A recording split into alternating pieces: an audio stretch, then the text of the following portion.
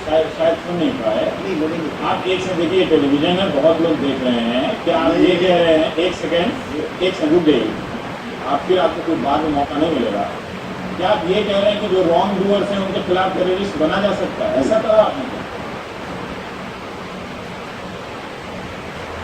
नहीं, जाकिर नाइक ने ये कहा कि जो डाकू, लुटेरे, ठग और उनके खिलाफ हमको टेररिस्ट होना चाहिए। लेकिन आपने बात को काट दिया, या और लोग भी जो कोर्ट कर रहे हैं उन्होंने काट दिया कि तुम टेररिस्ट बन जाओ। उसने ऐसा नहीं कहा। उसने वो एक तरीके से बात कहने की बात थी, मुमकिन है कि वो बहुत अच्छी तरह से नहीं कहा, लेकिन उसने कहा कि जो गलत लोग हैं उनके खिलाफ तुम जो है अपनी जो स्ट्रगल करो, उसके खिलाफ जिहाद करो, न ये कि अच्छे लोगों के खिलाफ और न ये मासूम लोगों के खिलाफ। ये बात कही है।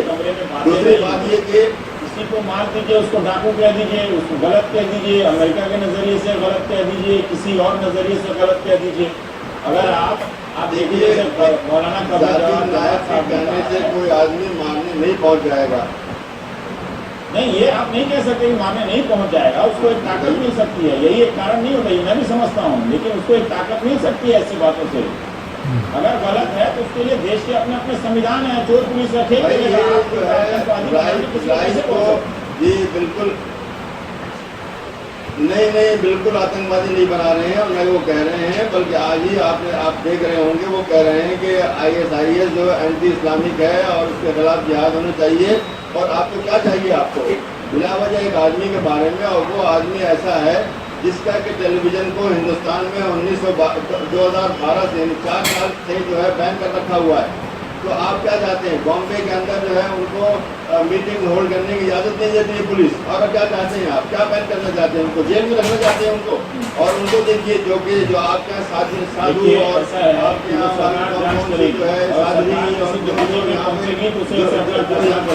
है उसमें बहस कर लेंगे। लेकिन मुझे हैरानी हो रही है कि वो सरकार नतीजे में पहुंचे, लेकिन सरकार को एक ही बात को नजर आती है, जब तो उससे बड़ी बड़ी बातें कोई कहता है कि हम जो है फलां का जो है मुसलमानों का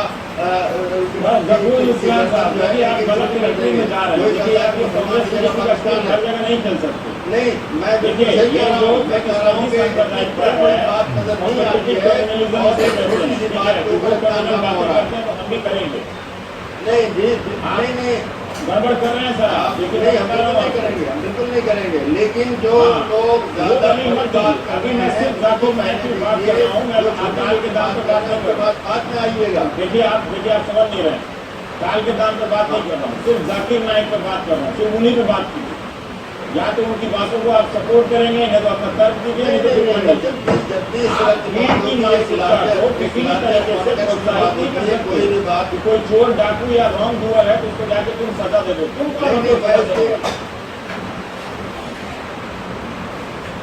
मैं नहीं कह रहा हूँ कि सजा दे दो, बल्कि मैं कह रहा हूँ कि किस कॉन्टेक्स्ट में उन्होंने कहा था जिसको काट के पेश किया जा रहा है। मैं सिर्फ इतनी सी बात कर रहा हूँ। मैं नहीं कह रहा हूँ जाओ करो। मैं कह रहा हूँ कॉन्टेक्स्ट भी देखिए, कॉन्टेक्स्ट देखे बगैर वो बात दुरुस्त नहीं होती है। और फिर ऐसी ऐसी बातें लोग कर रहे हैं, ऐसी ऐसी बातें उसके बारे में सरकार की जो भी थी उसके अंदर वजीर बैठे हैं, MLA बैठे हुए, बात बहुत काबिल है। उन्हीं ने कहा है कि ओसामा, जो मैंने सुना है कि ओसामा जो है वो एक टेररिस्ट को टेरराइज कर रहा है। अमेरिका का जो टेररिज्म है उसके खिलाफ वो लड़ रहा है, और अगर कोई टेररिस्ट को टेरराइज करता है तो ऐसा आतंकवाद क्या करना चाहिए, उनका ये कहना है। अब सवाल ये उठता है कि अगर कोई पुलिस वाला किसी को थप्पड़ मार देता है और उसके लिए वो जाकर बदला है कि स्कूल के बच्चे से ले कोई थप्पड़ मारे, ये टेररिज्म की पूरी थ्योरी है। सब जो थ्योरी है वो टेररिज्म की है कि आपको पुलिस वाला थप्पड़ मारेगा और आप जाके एक बच्चे को सड़क के ऊपर जो घूम रहा है उसको जाकर मार देगा। ये इसी टेररिज्म की थ्योरी को वो फरोग दे रहे हैं, जो उनका मैंने सुना। और इसमें कोई नई बात नहीं है। उनकी सारी बातें इसी तरह की होती है, सिर्फ ओबामा के संदर्भ में ये बात नहीं, वो अभी आज तक अभी जो IS को वो कह रहे हैं, वो जब इसकी छूटू हुई है सऊदी अरब से तब वो कह रहे हैं। इससे पहले तक उन्हें जब तक सऊदी अरब के ऊपर अटैक नहीं किए तो उन लोगों ने हमने कुछ नहीं कहा, बिल्कुल नहीं कहा, कभी नहीं कहा, कोई नहीं कहा।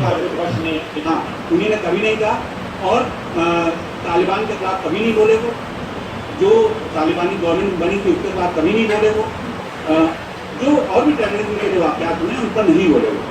तो ये बात तय है कि वो जो उन्हीं ने बात कही है वो बिल्कुल सही नहीं है ये आपने कि आप रिसर्च नहीं की हुई है और जाकिर नायक का काम ये नहीं है कि जहाँ भी टेररिज्म का वाकया उसके खिलाफ बोलना शुरू अब कर वो बात तो अलग है ना बोले, मैं नहीं कह रहा हूँ कि बोले वो, मैं नहीं कह रहा हूँ, लेकिन अभी भी ना बोले ना फिर नहीं, फिर अभी भी ना बोले, अगर कभी नहीं बोले वो कभी भी तो बोल रहे, अभी तो बोल रहे, मैं नहीं कह रहा हूँ कि वो हर बात को रिएक्ट करता है, तो ऐसा भाई नहीं है वो। हमारा ये कहना है कि एक तो और दूसरी बात है कि जो वो प्रीचिंग करते हैं पूरी जो उनकी प्रीचिंग है वो अहमद दीदार से प्रभावित है। अहमद दीदार बहुत पढ़े लिखे आदमी थे, उन्हीं ने अपना सारा कंसंट्रेशन जो था वो तौरा और बाइबल पर लगा रखा था, उसके लिए बोलते थे। इन्हीं ने अपना पूरा हिंदुस्तान के ऊपर जो मज़ाहिब है उनके ऊपर वो रखा, कंसंट्रेट किया और वो जिस तरीके की बातें करते हैं उससे दूसरे हट होते हैं। क्योंकि जब आप अपने मदद की सुबियाती साबित करने में लगे रहिएगा हर वक्त कि हमारा मदद बेहतर है, मतलब मैं भी मानता हूँ मेरा मदद बेहतर है, मैं इसलिए मानता हूँ, लेकिन दूसरों के सामने कहने से उनकी जो मानती हो जाती है दूसरे के सामने कहना, तो वो चीज़ है। अब इनका जो पूरा एक रवैया है जैसे गर्दी को लेकर या जो आशीर्वाद है उसको लेकर जो पूरा रवैया है वो फिक्र, मैं कहीं कहता हूँ फिक्र क्या ये सही है। टेररिज्म के बारे में आप अगर टेररिज्म जो भी जस्टिफाई करता है वो इसी बात पर करता है कि जो दहशतगर्द है जो कोई जुल्म कर रहा है उससे बदला लेना जरूरी है, ये नेचर है इंसान का कि अगर कोई जुल्म करा तो उससे बदला ले। लेकिन दहशतगर्दी नेचर का क्या आता है, दहशतगर्दी जो है वो उसको शिकायत होती है बांग्लादेश की गवर्नमेंट से, मिसाल के तौर पर बात कर रहा हूँ कि बांग्लादेश की गवर्नमेंट या अमेरिका की गवर्नमेंट से होती है और मार देती है 3000 शहरियों को। दहशतगर्दी की यही पहचान है। दहशतगर्दी जो है वो यही करती है कि अगर उसको खालिदा जिया वो से हसीनाबाजी से कोई शिकायत है तो वो इटली के लोगों को पकड़ के सजा दे देती है। तो ये सुना आता है, थोड़ा सा सुना, कई बार वो गीता को कोट कर देते हैं और कई बार कुरान की तमाम आयतें और तमाम उनके बिंदुओं को इस तरह से रफ्तार से कोट करते हैं कोई भी सामान्य आदमी प्रभावित हो सकता है। कोई भी लगता है कि इतना विरोध के आदमी है, काबिल आदमी है और उसके बाहर कोई तर्क मौजूद नहीं। लेकिन क्या इतने सालों से लाखों लोगों ने उन्होंने सुना पर ठीक है एक दो लोग प्रभावित हुए, आप कह रहे जो खतरे हैं, तो आपको लगता है कि सुनने से लोग उनसे प्रभावित भी हो रहे हैं? नहीं, देखिए मैंने कहा कि हमारा मैं भारत के संदर्भ में बात करूँ, हमारे यहाँ पर जैसे आपने कुछ कहा कि हम प्रभावित हो जाते हैं और वो कैसे बोलते हैं कि कुरान के पेज नंबर, सफ़ा नंबर ये, आयत नंबर ये, गीता की आयत वर्ष नंबर ये और पेज नंबर ये, इस किस्म की चीज़ें, ये एक ख़ास किस्म का ब्राह्मणिज्म है देश की नॉलेज सिस्टम। आप नॉलेज को याद रखने से आप मान के जोड़ देते हैं कि जितना जो जिसकी मेमोरी अच्छी होगी वो उतना काबिल होगा। जब ऐसा व्यक्ति कोई बात कहता है तो आप उसकी बात को काट नहीं सकते। जैसे ही आप कुछ बात बोलेंगे तो जैसे आप एक मजहबी आदमी का एक तर्क करने का तरीका होता है। अगर मैं कोई बात रैशनल बात बोलूँगा तो फ़ौरन या तो संस्कृत में शिफ्ट हो जाएगा या अरबिक बोलूँगा, और उसके बाद क्योंकि मुझे संस्कृत या अरबी नहीं आती तो रैशनल आर्गूमेंट फॉरन कर जाएगा। वो ये बात यहाँ केवल यहीं तक नहीं है बल्कि ये गांधी अम्बेडकर के ज़माने में भी हुआ था। गांधी जी कहते थे कि अम्बेडकर को संस्कृत नहीं आती। तो ये खास किस्म का ब्राह्मणवाद है, उस ब्राह्मणवाद से हम प्रभावित जरूर होते हैं। लेकिन यहाँ पर क्या है कि मैं जो बार बार जिस तरफ इशारा करने की कोशिश कर रहा हूँ वो ये कि आपके पास में रेडी टू यूज़ आंसर है, जाकिर नायक के पास रेडी टू यूज़। एक और बात कि हिंदुस्तान में शायद कोई भी हिंदुस्तानी मुसलमान इस्लामिक संगठन कन्वर्जन में इंटरेस्टेड नहीं है, लेकिन जाकिर नायक के बहुत सारे मैंने ऐसे वीडियो देखे हैं जहाँ पर कि लाइव कन्वर्जन। अब आप देखिए कि इस देश में जो कन्वर्जन को लेकर हमने एक सर्वेक्षण किया और ये सवाल पूछा है कि क्या कन्वर्जन पर बैन होना चाहिए कि नहीं होना चाहिए हिंदुस्तान के तमाम मजहबों के लोगों से। मज़े की बात यह है कि हिंदुस्तान के हिंदू और मुसलमानों की ओपिनियन एक ही है कि इस पर बैन हो जाना चाहिए, लेकिन वही जाते हैं कन्वर्जन को बिल्कुल पब्लिकली कर रहे हैं कि यही सच्चा मजहब है। उसी तरह से जैसे आगरा में हिंदू संगठन करते हैं वो लोग उत्तेजित होते हैं। हाँ, ठीक है, ये बहुत स्लो और पता भी नहीं था कि ये इस तरह काम करती है। ये बहुत स्लो और ग्रेजुअल प्रोसेस होता है। और जैसे मैंने कहा कि जहर एक तरह से ऑनलाइन उम्मा का इमेजिनेशन है आपका, और उस ऑनलाइन उम्मा में आप प्रभावित भी हो जाते हैं और उसके साथी भी हो जाते हैं। तो मुझे लगता है कि ये जो सेग्रीगेशन की पॉलिटिक्स है जो बहुत साइलेंट है, जब इस्लाम साहब जो कह रहे हैं ये बात सही है कि वो हर बात पर नहीं बोलते, लेकिन ये जो बिल्कुल मामूली से मंगलसूत्र कि मंगलसूत्र मुस्लिम औरत को नहीं पहनना चाहिए। बिहार जाकर आप देखिए जो लोकल कल्चर है मंगलसूत्र उसका पार्ट, अब आप उसको इतना सेंट्रलाइज कर देंगे कि आपके लिए हिंदू और मुसलमान ये कोई 1946 की बात मुझे याद आती है जब मुस्लिम लीग एक पैम्फलेट निकाला करती थी कि हिंदुओं की रोटी सीधी तवे की और मुसलमानों की उल्टे तवे की रोटी है, इतने डिफरेंसेस। ये वही राजनीति जो है यहाँ पर जाकिर नायक स्लो और ग्रेजुअल तरीके से करते हैं। एक लार्जर कॉन्टेक्स्ट में देखा जाए कि भले ही आतंकवाद से अभी कोई उसको वो तो उसकी जांच होगी, सीधा नहीं है, लेकिन ये भी खतरनाक है, वो उसी माहौल को रचता है जिससे इस तरह की चीजें हो सकती हैं। पर ये शुद्धिकरण की इतनी अपील है क्या? अपील है इतनी? आप आमतौर पर हम सुनते रहते हैं कि बरेलवी मना कर रहे हैं कि आप और देवबंदियों के बीच में खासकर के मस्जिदों में जाने को लेकर अलग अलग मस्जिदें हैं, अलग अलग तौर तरीके अब हो गए हैं, इस तरह का अपीलें नहीं है। इतना मौलवी मदारिस हर जगह बैठे हुए हैं, जब वहाँ क्यों पहुँच रहे हैं राय मसले? इस्लाम में 72 फिरके टोटल माने जाते हैं। उसमें 2 स्ट्रीम मेन स्ट्रीम में शिया सुन्नी में बटे हैं। शियों में अखबारी, उसूली, बोहरा ये सारे सेक्ट आते हैं। सुन्नियों में जो तबका है उसमें अहले हदीस हैं। वहाबी जिनको आप कह रहे हैं एक्चुअली वो सलफी है, वहाबी उनका नाम नहीं है, वहाबी उनको चिढ़ाने के लोग कहते हैं। तो वो सलफी क्या होता है? सलफी जो होता है वो फोर फादर्स का मजहब, यानी फादर्स को कहते हैं, हमारे फोर फादर्स होते हैं उनका मजहब। तो सलफी सलफुस सालेहीन यानी कि जो सही रास्ते पर चलने वाले सलफ थे, जो उनके ऊपर जो फोर फादर थे उनका रिलीजन हम मानते हैं। जो लेकिन जो फोर फादर का रिलीजन जिसको कह रहे हैं वो उनका उन्होंने बहुत सी बातें ऐसी की हैं कि उनके फोर फादर के मज़ार तो नहीं गिराए थे, लेकिन गिरा रहे हैं मज़ार वो लोग। तो ये चीज़ें हैं, हमारे वो बहुत डिफरेंट सी चीज़ें हैं। अब तो सुन्नियों में अहले हदीस, सलफी और इसी तरीके देवबंदी और बरेलवी ये सब सुन्नियों के सेक्ट हैं। तो इन लोगों ने आपस में इन्हीं सब बातों को लेकर कुछ चीज़ों पर बहुत ज़्यादा इख्तिलाफ है। जैसे पैगम्बर साहब के यहाँ भी हमला हुआ उनके मज़ार के ऊपर, आपको मालूम है कि पैगम्बर साहब के मज़ार को लेकर मुसलमान बहुत सेंसिटिव हैं, लेकिन यही जाकिर नाइक साहब कह चुके हैं कि वहाँ पर रसूल से दुआ मांगना हराम है, क्योंकि वो मर चुके हैं। वो मर चुके हैं और जहाँ वो दफन है वहाँ कुछ नहीं है, वहाँ खाक है। ये खुद उन्होंने कहा और ये वीडियो का मौजूद है। तो ऐसी बातें जब जहन में पहुँचती हैं तो जो उस थॉट को फॉलो करने वाला है वो चाहता है कि उसको गिरा दो, वो चाहेगा अपने आप को बम से उड़ा दे वहाँ जाकर, लेकिन गिरा दो। रसूल इस्लाम साहब इसके बाद भी अगर एक प्रक्रिया इस व्यक्ति को हटा दें, और ये जो विचार है, ये विचार ही कितना घातक है, आप इसके खतरों को जरा भी नहीं समझ रहे हैं। मैं अब व्यक्ति के संदर्भ में बात नहीं करना चाहता हूँ, क्योंकि जैसा हिलाल ने भी बताया, लेकिन इस मुल्क के अंदर किसी मजहब पर अमल करने की आज़ादी भी है, किसी मजहब को प्रीच करने की आज़ादी भी है, किसी मजहब को कबूल करने की भी आज़ादी है। और इसलिए आप इस किस्म की आज़ादियाँ वापस नहीं ले सकते लोगों से। वो आज़ादी है, कॉन्स्टिट्यूशन में दी हुई है।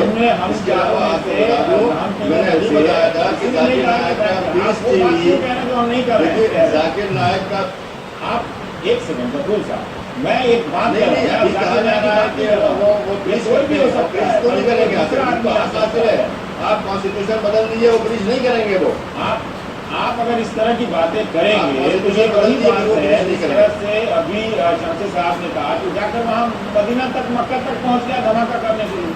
कहाँ जाएंगे? दुनिया को कितना मारा जाएगा अगर इस विचारधारा का अगर गलत है। नहीं कर रहा है, जो लोग हम ये कह रहे हैं कि जो बातें कही जा रही हैं उसके समानांतर उसी बात कह रहे हैं, ये ज्यादा इम्पोर्टेंट है मेरे लिए। लेकिन आप उस बात को अगर आप बढ़ा रहे हैं, जब जाकिर नायक हम यहाँ इस मुल्क के अंदर ये कह रहे हैं कि इस मुल्क के अंदर अपने मजहब को अमल करने, उसको प्रीच करने। बात कर रहे हैं, देखिए ऐसा है कि वैसे होती रहेगी, कोई पाबंदी बंदी नहीं है। आप आराम से बदल दीजिए प्लीज। आप ये देखिए, मैं सिर्फ इस मुल्क के संदर्भ में बात नहीं कर रहा हूँ, बांग्लादेश से लेकर मक्का मदीना तक की बात कर रहा हूँ कि अगर ये सोच वहाँ तक जाएगी तो कहाँ तक एक दुनिया में ले जाएंगे। नहीं, आप बात कर रहे हैं, आपने देखिए, हाँ आपने ये कहा कि वो बच्चा जो है इनको लाइक करता था, वो बच्चा और CNN को भी लाइक करता था, BBC को भी लाइक करता था, हमें किसी लाइक करता था, किस को आप मना करेंगे? फिर आप जाकिर नायक के एक समानांतर बात कहने की बात कि उसके भारत सरकार ने भी नहीं कहा कि हम बैन कर देंगे। भारत सरकार ने नहीं कहा, तो आप कैसे कर सकते हैं ये बात? नहीं, वो बैन कर चुकी है ऑलरेडी। नहीं, भारत सरकार 2012 से उनके पीस टीवी को बैन कर चुकी है।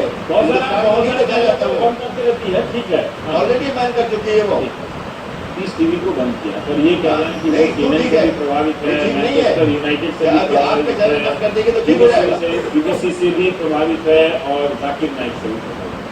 हालांकि आप लोगों की बातों के बाद मैं जाकिर नायक के संदर्भ में बात नहीं कहना चाहता, बात करना महाद्वीप में एक फैली हुई है। लेकिन ये जो कह रहे हैं कि इन सब चीज़ों से प्रभावित है उसे नहीं जोड़ रहे हैं, फिर जाकिर नायक को क्यों जोड़ रहे हैं? और यही बात है, ये तो कॉन्टेक्स्ट जो और सीएम है मैनचेस्टर यूनाइटेड वो कॉन्टेक्स्ट है जो उसको सही कुछ किस्म की एंजाइटीज दे रहा है, कुछ अपेक्षाएं हैं, वहाँ से सवाल उठ रहा है। जाकिर नायक में वो जवाब दे रहा है, दोनों फर्क करना पड़ेगा।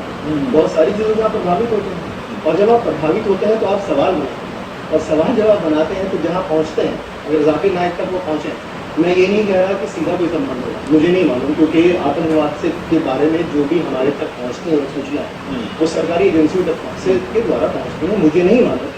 और शायद किसी को वक्त नहीं है तो, लेकिन ये भी एक लाइन में ये बात कह सकता हूँ, उसका वक्त नहीं है कि आतंकवाद से मजहब की देन नहीं, जो दुनिया की अपनी सियासत है, उसका एक सियासी कैरेक्टर है, लेकिन उसके एक पक्ष पे हम बात कर रहे हैं जिससे पीछा नहीं चढ़ा रहे। इस वक्त आलम ये हो गया है कि दुनिया के मसाइल के लिए लोग नहीं, दुनिया की बेहतरीन नौकरियां छोड़कर लोग जा रहे हैं आतंकवाद, बेहतरीन कारोबार छोड़कर जा रहे हैं, अपनी ऐशो आराइश भरी जिंदगी जो है वो छोड़कर जा रहे हैं। अमेरिका और वहाँ की जो खूबसूरत जिंदगी है उनको छोड़कर जो दो लड़के शामिल हो गए और जो अपनी जान देने के लिए तैयार हो, जो जाकर वहाँ परेशान हो रहा हो, जंगलों में भटक रहा हो, जो शहरों में भटक रहा हो, वो जाहिर बात है कि दुनिया के लिए तो नहीं कर रहा, वो तो धर्म के नाम पर ही कर रहा है। और धर्म ने उसको इतना भर दिया है तो उसको मरने के बाद दिखाई पड़ता है कि रसूल उसके समर्थन के लिए खड़े होंगे, उसको वेलकम करने के लिए हूरें खड़ी होंगी। इतना भर दिया गया है कि वो शहर भरा जा रहा है, बिल्कुल शहर भरा जा रहा है और मुख्तलिफ लोग कर रहे हैं, एक आदमी को नहीं हजारों लोग कर रहे हैं कि जो उनको ही बताते हैं कि तुम बस इधर मरे और तुम्हारे लिए पैगंबर हज़रत मोहम्मद वेलकम करने के लिए खड़े होंगे, तुम्हारे लिए हूरें खड़ी होंगी जन्नत की। ये जो बताया जा रहा है इसकी वजह से वो क्या करता है कि जो बेहतरीन जिंदगी जी रहा है, वो बड़े बड़े डॉक्टर इंजीनियर, आपको जानते हो ओसामा बिन लादेन कितने बड़े घर का आदमी था, कितनी बड़ी उसकी जायदाद थी, ये अहमद जवाहिरी वो खुद कितना बड़ा सरदिल में था।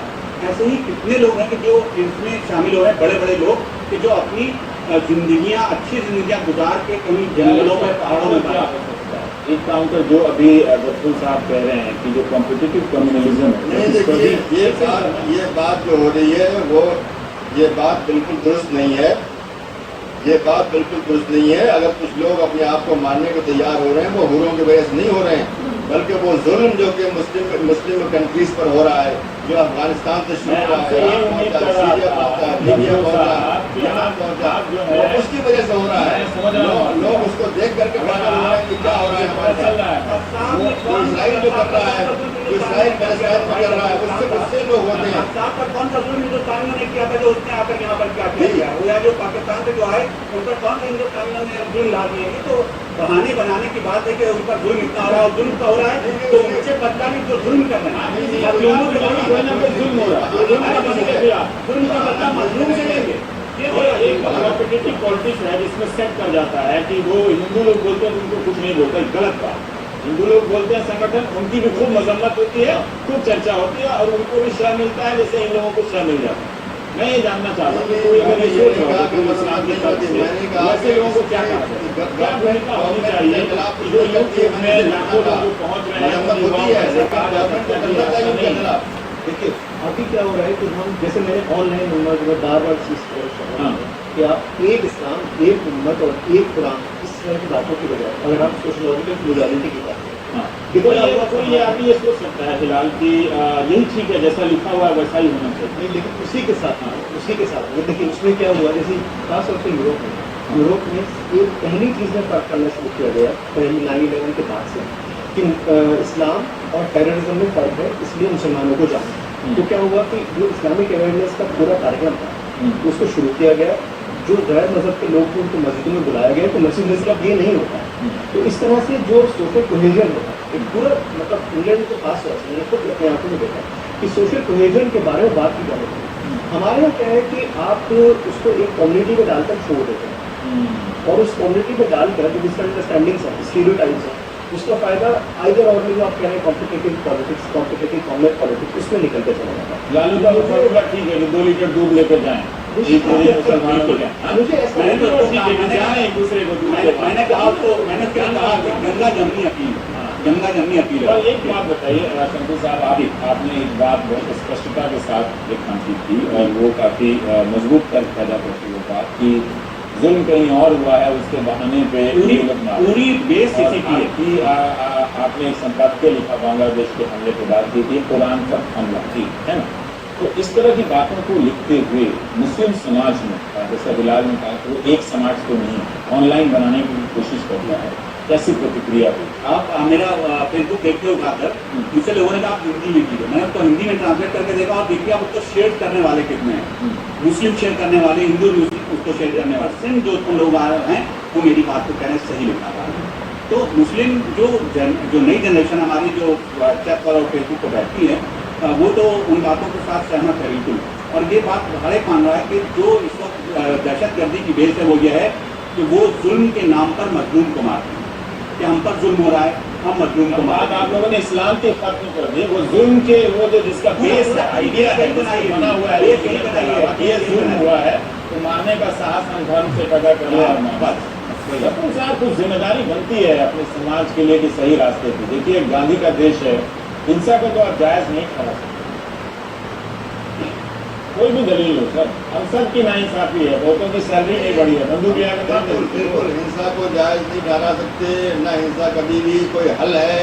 लेकिन मैं सिर्फ इतना कहना चाहता हूँ, अगर कुछ नौजवान इस रास्ते पर चले हैं तो उसकी वजह होती है, उस वजह को आप इतना ही कहने में सारा जो पहले कहे तो पानी जगत हो गया। आपने इतना कह दिया, एक राइडर लगा के जो पहले कहा उसको भूल के आज ये हालात नहीं होते। सोचिएगा और ये बात को फैलाइए कि किसी ने आपको बैन की बात उठी हुई है। ये युवाओं को सोचना पड़ेगा। बहुत बहुत शुक्रिया। ब्रेक के बाद हम बात करेंगे बांग्लादेश के एक ऐसे पिता से जिससे हमारे सहयोगी